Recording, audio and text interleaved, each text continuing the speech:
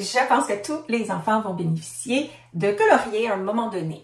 Mais avant ce moment donné-là, qui est généralement, selon moi, autour de 4-5 ans, l'enfant a beaucoup plus à gagner par le dessin, qui lui permet de développer sa capacité d'observer, de représenter, mais aussi sa créativité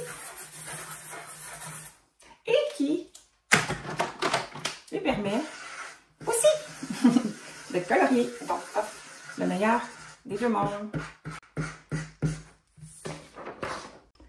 Le coloriage a plein d'avantages et permet de développer la coordination œil-main ou le contrôle visuo-moteur. Donc, les yeux regardent ce que la main font et se coordonnent.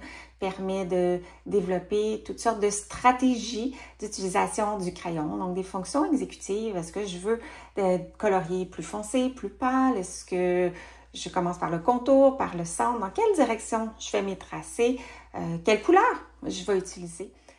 Mais une autre possibilité du coloriage que je trouve vraiment intéressante vers 4-5 ans, c'est qu'elle initie, il initie l'enfant à la notion de suivre des règles, des conventions qui vont être différentes de celles du dessin. Dans le fond, le dessin, c'est créatif, on y va comme on le ressent. Tandis qu'au coloriage, ben, il y a des règles à suivre qui sont implicites ou explicites selon qui nous accompagne. Et c'est l'idée que l'objectif du coloriage, dans le fond, c'est de faire apparaître des couleurs et de faire disparaître le blanc. Donc, tout le blanc devrait être couvert et que les couleurs devraient rester à l'intérieur des lignes.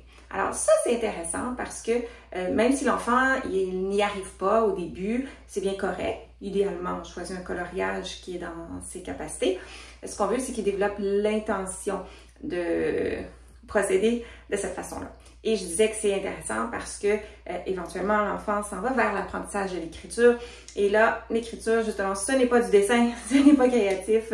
Et il va devoir se conformer à une seule façon de faire les lettres et à les disposer de la taille suggérée et sur les lignes aussi. OK, assez pour la théorie.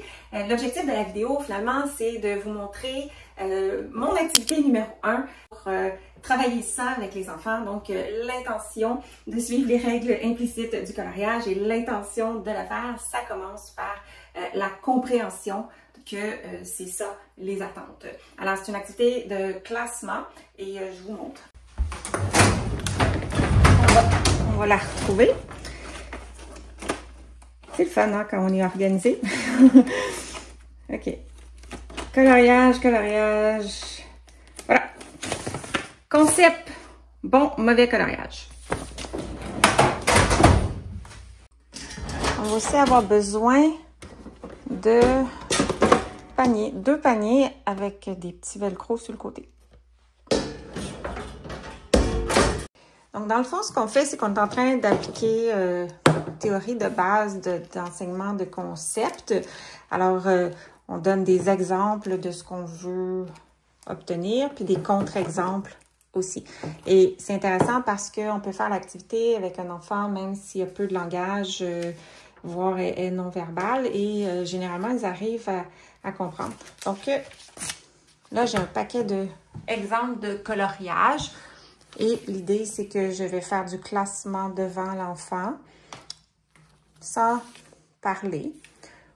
Donc, quand j'ai présenté l'activité tout à l'heure, je parlais de beau coloriage, moins beau ou mauvais coloriage. Tout ça, ça c'était plus mon titre interne, là, parce que quand je fais l'activité, je n'utilise pas de vocabulaire. Donc, je dis pas beau coloriage ou mauvais ou laid coloriage. Je fais juste classer. Donc, ça, c'est un coloriage qui est comme incomplet. Ça irait ici.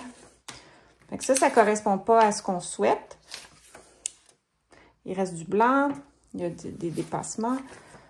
Donc, bien colorié, respecte les règles. Ça irait là. Donc, j'en fais quelques-uns. J'en passe quelques-uns à l'enfant. Et je le laisse classer. Donc, si l'enfant est un petit peu rigide sur la règle, il pourrait le mettre ici parce que ça a dépassé. Donc, je ne le corrigerai pas. Donc, c'est ça. On en fait plein comme ça. Puis après, quand l'enfant a compris, bon, c'est visuellement un peu... passer ça. Puis après ça, ben, je donne des coloriages comme ça à l'enfant. Puis, il peut s'amuser à colorier, puis à classer par la suite selon où il veut classer. Puis, c'est ça. C'est une activité qui fonctionne très bien. C'est pour ça que je l'ai appelé mon numéro 1. Alors, je réitère que c'est une activité qui vise à travailler le concept du coloriage, les règles implicites du coloriage. Donc, couvrir de couleurs tout le blanc et tenter de rester dans les lignes. Alors, c'est sûr que si un enfant a des difficultés avec sa motricité fine ou sa coordination à une main, puis qu'il n'y arrive pas à le faire, mais c'est autre chose, on travaillerait ça d'une manière différente. C'était donc une autre petite partie de mon sac à outils d'ergothérapie. Si c'est pas encore le cas, ben abonne-toi à la chaîne pour être avisé à chaque fois que je vais publier.